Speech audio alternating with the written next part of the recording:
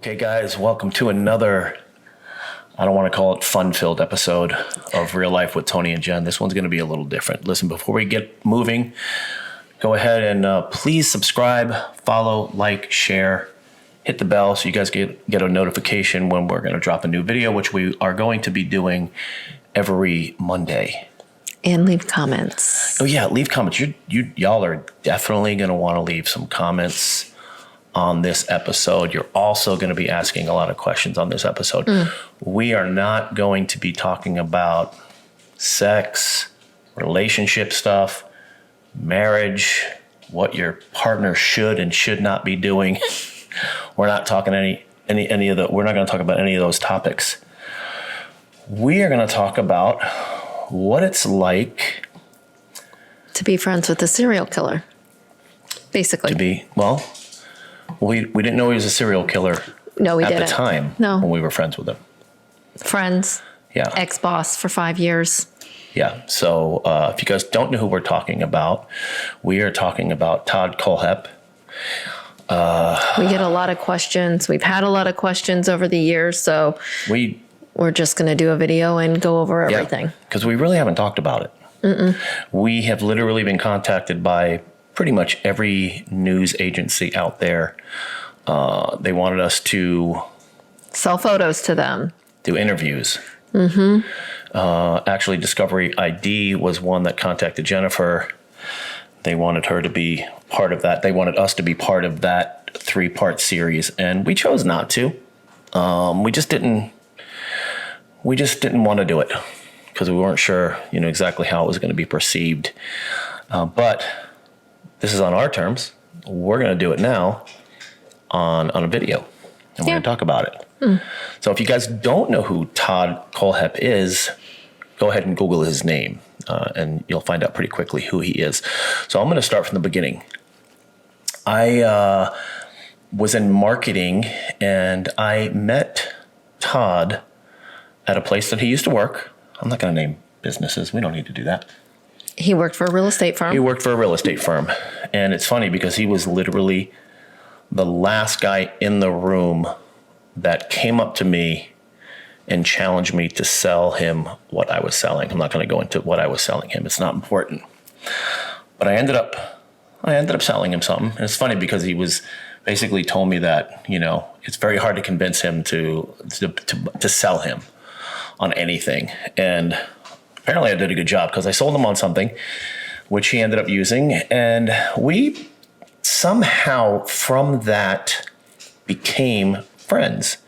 And still to this day, I'm not sure exactly how we became friends. Like, he would come over to our house. He'd had dinner at our house a couple of times. I mean, we were what you would consider friends. We didn't hang out a lot, but what ended up happening was he found out Jennifer was a real estate agent, and he recruited her.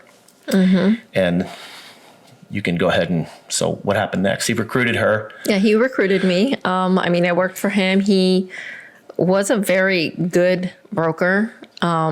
He's very knowledgeable, very smart. I did enjoy my time working with him. I will say that we didn't have your standard building for real estate. He did work out of his house, which is fine because I worked out of my house. So there had been many times where I was alone in his house turning in paperwork. And Jennifer worked for Todd for a good 5 years. Now, I will say this. He was kind of weird. Well, he was weird. Abrasive. He just was very, it's this way. And he knows a lot. It's his way or kind of no way. And I will give him. He is a very smart man. That hands down, he is a very smart man. Obviously, a very smart guy. But a lot of people didn't like him. He was kind of like abrasive, kind of like had a hard shell. It didn't faze me because I'm a very tough person. So I didn't let it faze me whatsoever. Like I could handle his personality. But a lot of people can't. Right. It wasn't everyone's cup of tea, and obviously, for obvious reasons now that we know the type of person he was. But he started getting a little weird towards, towards the end, I guess we could say. Yeah, I guess so. I mean, I received an email from somebody, and it was basically like, do you know who you're working for? And so basically, he does have an arrest history. And so how it was explained to us, and I believed it because I personally did not think that you could be a realtor and have a record. So there was a charge, I believe, where he had an underage girl. And I think it was like maybe kidnapping charges. And the way he explained it, the mom was mad.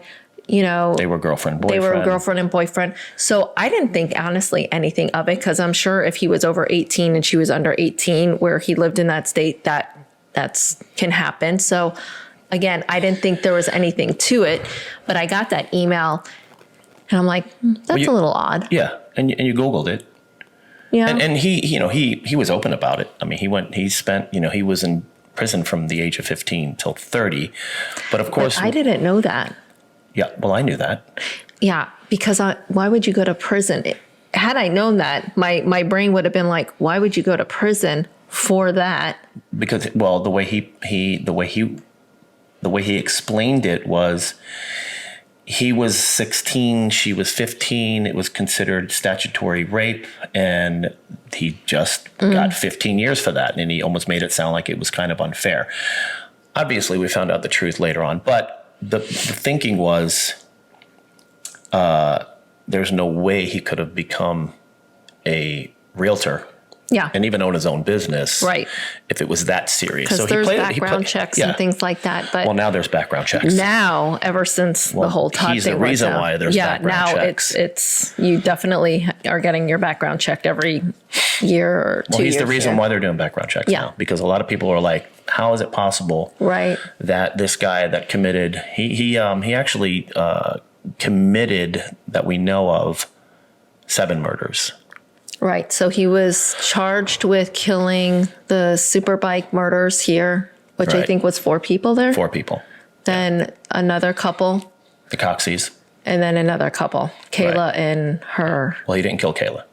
Well, not killed her, but she was kept in a container. Yeah. So this was national news. We can go into that after we kind of finish the story here. So what started to happen was, Todd started to get a very bad reputation at closings. He was kind of like coming off the rails. Like, he was getting a really bad reputation in the business. So I said to Jennifer one day, I said, you sure you want to be associated with this guy? Because he's getting a lot of bad press, I guess you could call it. And so I think you stayed with him a little bit longer after that. Right. And then you told me he came in to see you out? I'll tell that. I can tell that part. The story. Yeah. So he would come into where I would work, and we would talk. And then one day he came in and we were chatting, and he pulls out his phone and he's like, hey, check out my cleaning lady. And he shows me these pictures on his phone. And I'm like, oh, that's your cleaning lady. And what she was wearing was, not appropriate, obviously more than a cleaning lady. And I kind of was, that day, I was like, oh, man, I've really never seen this side of Todd. I know how he felt about women, but he had a girlfriend for the longest time. Mm-hmm. But something happened that day. Something in my mind switched, and I was like, you know what? I saw a side that I didn't like, came home. I said, listen, I don't think I want you working for Todd anymore. And you were actually quite surprised, because Jennifer had never had any issues with Todd. So he was never inappropriate. He was just never did anything that would raise any red flags. Anytime I had any questions, I mean, he was a very good broker to me. I mean, he just was. I'm just being honest, and very smart. He had a lot of good relationships with builders and stuff. I've sold a lot of. He was good at what he did as far as owning a real estate company. So, but when he made that concern, and then also with the email, I'm like, I mean, okay, so I'll go somewhere else. Well, no, let's back up. Okay. So I said, listen, I don't want you going to his house by yourself anymore. If you got to go to drop off paperwork, I'm going to go with you. And the thing about it was, I had gone with her on occasion, but there was plenty of times over a 5-year period where, Jen was at his house alone. And like I said, never anything inappropriate, never any red flags. But when he came to my job and showed me those photos, I was like, yeah, okay. So, and let me just say, when you went into his house, I don't want people to be like, I'm hanging out with him in his house. But when you walked in, when you walk in, that's where his office was. And people often came to his house, and I was just in his office part right there. Like, it sounds weird when you're like, you going to his house, because I'm not like hanging out in his house. You literally walked in the front door and it's right there. The first room on the left. So yeah, it was never beyond that area. Right. But, and the interesting part was when I would go with Jennifer, or started going with Jennifer, he never even said, oh, why are you suddenly coming with Jennifer? But it was not long after that where the reputation started getting a lot worse. And basically, I said, Jen, I think you need to distance yourself from him, which he did. Mm-hmm. Yeah. And he wasn't happy about it. He wasn't. I mean, he understood. Yeah, but he kept trying to tell me, can you just come back? Please come back. And I didn't, because I didn't think it was. So let's talk about the day we found out. My phone's blowing up. It's a coworker of mine who doesn't normally call me at work. He's blowing my phone up. I answer the phone. So, dude, what is going on? Why are you blowing up my phone? He's like, listen, I don't know what's going on out at Todd's property, but there are cops everywhere. There's a helicopter. Something's going on out at Todd's property. Now, keep in mind at the time, nothing even was on any radar that Todd had did anything wrong. So, I was like, oh, okay. So I called Todd, called Jennifer, called Todd, text Todd. Yeah, you're like, call him. And find out, let him know that there's cops out there, there's helicopters, there's all kinds of equipment. I mean, the place is just swarming with police. Right. So he had a house. He also owned several acres in 92. Woodruff. And so on his property, he had like a garage unit that had living quarters upstairs and some containers, but we'll get to that in a minute. So Tony texts me, hey, the police are at Todd's house. Call. I don't know what's going on. At his house. Well, yeah, at his land. So I'm calling Todd. No answer. Then I'm in Starbucks. I don't remember if I heard it on the TV or what, but I heard that Kayla was found on Todd's property, and she was found in a container. Yeah. And I was just literally sick. I was extremely distraught. I went to your job and I told him, and I was just. Well, I walked into the downstairs break room and literally he was on the news. And at that point, Jennifer had come into where I worked and she was visibly shaking.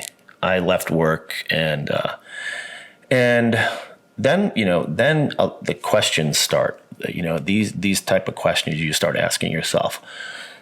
Were we in any danger? Was my wife, obviously you were in danger, but not really.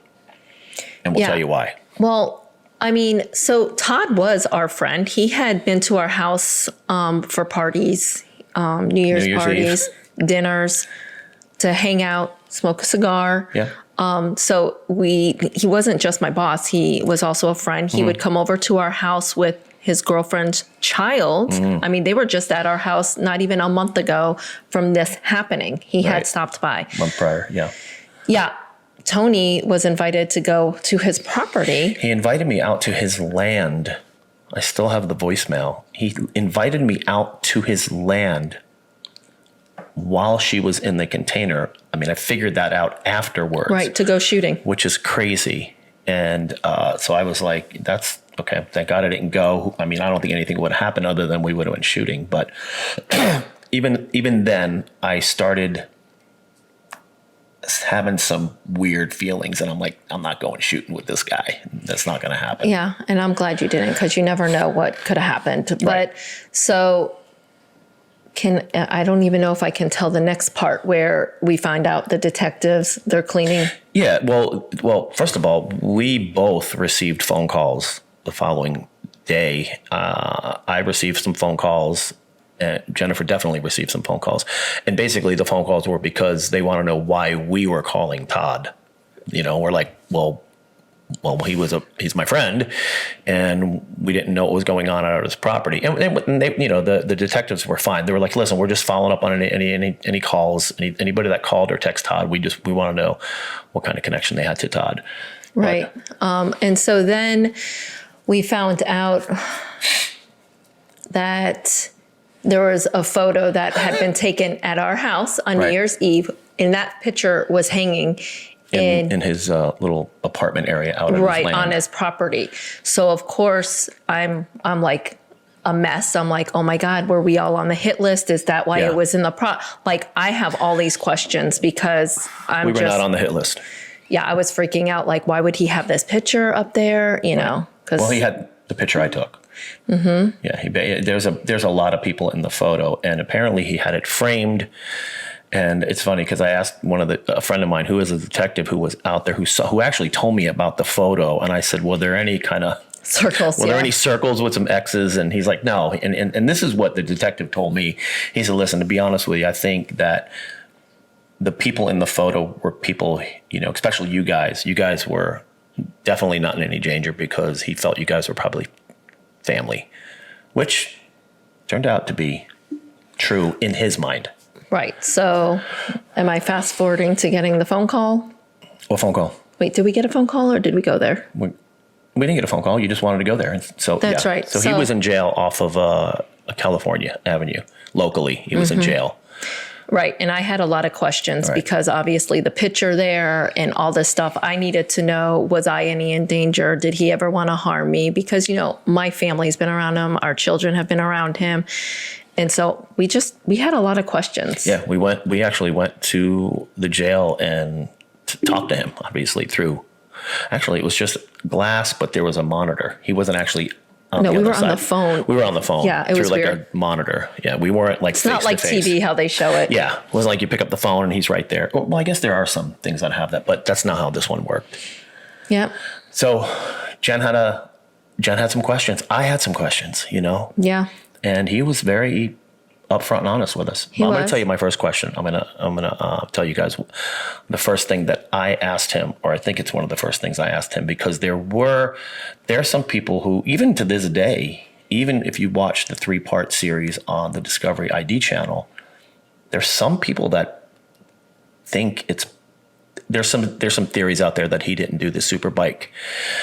I asked him, and he said yes. So I don't know why he would lie, but I asked him if he did it, and he told me yes. I mean, he went into detail. Well, yeah, but and we want to be respectful of the families that were involved in that, so we're just gonna leave it at that. Leave it there. So he did say he killed them. You had questions about money. Yeah, because he bought a lot of stuff. He had a lot of stuff. Well, he had $500,000 in ammo. So yeah, that's a lot of money. So I asked him, I'm like, are you a bank robber also? I'm not trying to be funny. Like, how does somebody have... Well, you didn't say, are you a bank robber? Did you rob banks? Did you rob any banks? Isn't that a bank robber? You're killing me tonight. Hold on, isn't that a bank robber? Take some deep breaths and just calm down a little bit. All right. Anyway, he said no. He never robbed any banks. Because we're just honestly trying to figure out where he got this money. And we know he did well in real estate, but... He flew a plane. He had a lot of money. He flew a plane? It's the only thing you can fly. Wait, can you fly a helicopter maybe? Did he have a plane? He had a pilot's license.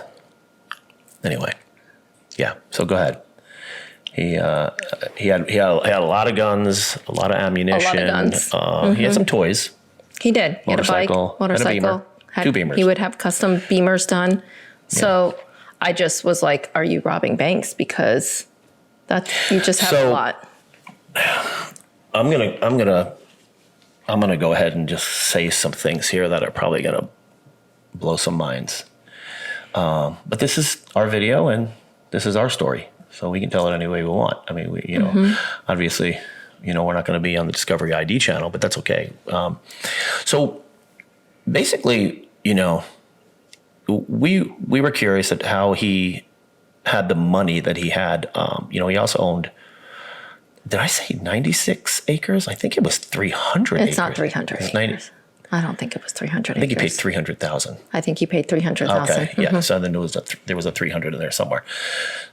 So basically, I said, okay, you didn't rob banks. I know you made some money in real estate. How'd you have all this money? And this is what he told us. Keep in mind, everything is recorded because we are at the jail, right? So they can hear everything. This is what he told us. Now, whether it's true or not, who knows? Do you remember what he told us? I'm going to say I believe that it's true because I don't know why he would even lie about any of that. And now that we know Because he's a liar? But now that we know everything. Right. Well, do we know everything? We know what he told us. Mm-hmm. We know what he told us. Mm-hmm. So basically what he told us, what Todd Kohlhepp told us, was that he was a hired hitman. That's what he told us. He told us that the part of the money that he had was from him being hired. Keep in mind, guys, this is what he told us. Is it true? I have no idea. It kind of explains the money. He had a lot but maybe of it. he was doing better at real estate than we knew. I don't know. But he basically told us he was a hired hitman, that he would go to Mexico. That's where he had his pilot license. And he was, quote, he was hired by bad guys to kill bad guys. That's what he told us. I don't know if it's true or not. Yeah. And I will say he would probably compare himself to a modern day Dexter, although I've never seen the show. I think on Dexter, Right. He just took out bad people. Yeah. So I remember him saying that he did the super bike people because he was being made fun of and felt that they were being extremely derogatory towards him. Yeah. And I'm not going to go into detail But he did because say it's he not regretted fair. that. He did say he regretted Yeah. that. He did say that to us, but he did say that is why he did that. But yeah, so he did say that is the one and only, I guess, one that he wish he hadn't done or had regret. But in his mind, all the other ones, Charlie, the Coxies, they were all bad people who... He didn't care for people that did drugs. He had an issue with that. If you were mean towards a woman, he also had a problem with that, believe it or not. I know, So which there is were strange. just weird things. So Yeah. But in his mind, in his sick and twisted mind, he somehow felt he was doing some good, ridding the world of what he considered bad people. And what did you say? He said how many? Do we want to go there? Aren't you talking about that? So he told us when we went to see him at the police station, he told us that he killed 56 people. Now, I don't believe that. I think, I'm not sure why he would tell us that. Obviously, everything was recorded. So obviously the local law enforcement agency was listening to the conversation. Right, but So is not necessarily here. If he was doing that over there, clearly our local police here aren't going to do anything about if he's over there doing things like that. That's what he told us. So who knows if it's true or not? I mean, it explains the money. He's a sociopath, so. But it explains the money. It does kind of explain where he got all the money from, but who knows if it's true? We don't know. And he's written us letters. He has written us letters. Yeah. I mean, I did have questions like, was I ever in danger? Oh, yeah. He's like, no, Jen, Tony, I considered you guys like family to me. Yeah. He did say that. He's like, I would have never harmed you guys. He did say that he would harm people that would maybe talk negative about us or want to bring harm towards us. Thankfully, no one was, doing that. But he did. No, he did tell us that he considered us family and that we were never in any danger, which was nice to hear. It's funny because I have several photos on my phone of him at our house, us hanging out in the old man cave, smoking cigars. A couple of times when he had visited me at work. So I have quite a few photos, and I showed those to him, and he said to me, he says, what's crazy is you have more photos on your phone of me than my own family has of me. And by the way, he was not a fan of his family. He did, and this is in no way, shape, or form an excuse, but I do believe he was created. I mean, obviously he chose to do the terrible things that he did. But he did, he expressed to me one day when we were talking, this before we knew any of this, that, he was abused by his stepfather, which is in the documentary. And some of the things he told me that his stepfather did to him were horrible. I mean, pointed guns at him and shot at him. I mean, treated him very, very badly. So, he was a very angry child. He wasn't a fan of his mom at all. Matter of fact, she passed away, I think, the day after we had been at the hospital. And he told us he didn't care. The jail. Mm-hmm. Yeah, he said he didn't care because we had talked to him after that, and he's like, good. So, but that is our Todd Kohlhepp story. And it just goes to show that you really never know. You never know. Like thinking back, I used to say I don't want to say mean things, but I was very. Yeah, you did. You. But it's funny. He told me he was actually afraid of. He's like, I'm more afraid of Jennifer than I am you. Like I would be in his house. I'm like, your house is disgusting. Can you clean it? There's cobwebs everywhere. But clearly, he's doing other things than cleaning. Right. And here's another crazy thing I'm going to throw out there. He has actually contacted me through Facebook Messenger. I can say that. I'm not. What's the big deal? I mean, and I know it's him because there's only certain things that I would know, and so I knew it was him. And he's contacted me a couple of times through Facebook Messenger, and we chatted back and forth briefly. But other than that, he's stopped writing letters. Mm-hmm. We probably have like 8. Yeah, I've never written them back. Obviously. We spoke to him twice. Right. And I think maybe 1 to 2 phone calls in the beginning. Yep. And then that was it.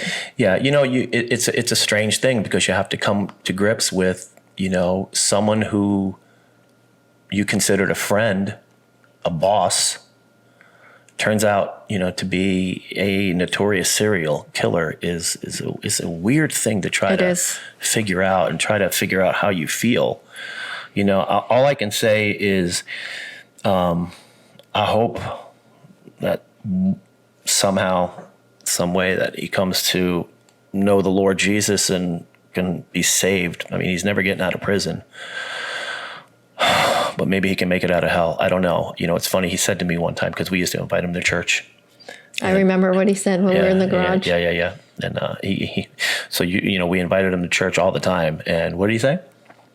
He said, I'll be the one to nail him back on the cross. Whoa. That's right. He did say that. Well, he did say that he doesn't go to church with us because if he goes to church, the building will burn down. The building would burn down to the ground. And now, we realized after, finding out what he had done, we realized that's why he said what he said, because he knew he was such an evil person. But he did say that if Jesus comes back, that he was going to put him back on the cross. I don't know what his beef is with Jesus.